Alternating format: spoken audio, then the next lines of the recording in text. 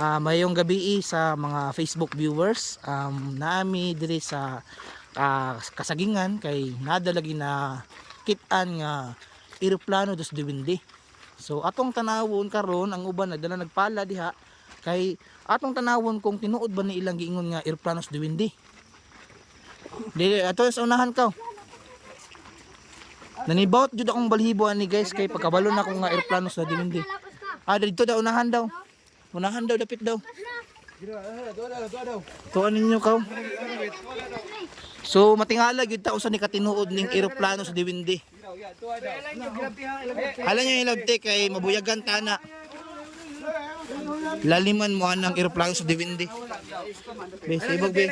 Hala gilab. Oh. Hala gilabte. Napay hapit na hayang oh. Sige. Dola daw yat kay maranaman kay gahom yat. Soy, dola soy. Chris, dola Chris. Tuara guys. Grabe oh.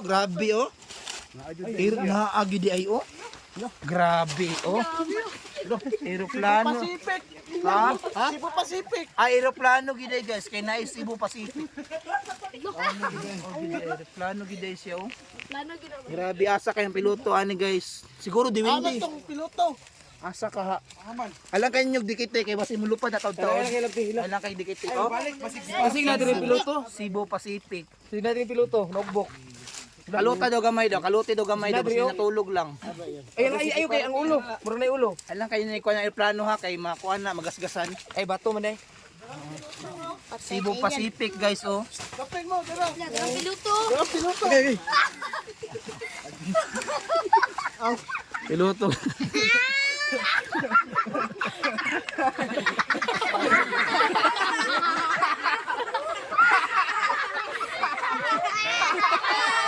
Mayong gabi sa tanan, naadri sa ako ang atubangan karon ang mga pasahero atong eroplano nga na ugsok sa sagingan. Karon atong pangayo ng ilahang mga detalye kung unsa ilahang experience nganong nahitabo tong trahedya sa eroplano. Boss, nganong naugsok mo to, boss? Karon atong pangayoon ang pahayag ni Sir Dudes, isa ni siya ka stewardess sa eroplano. Boss, nganong naugsok man to, boss?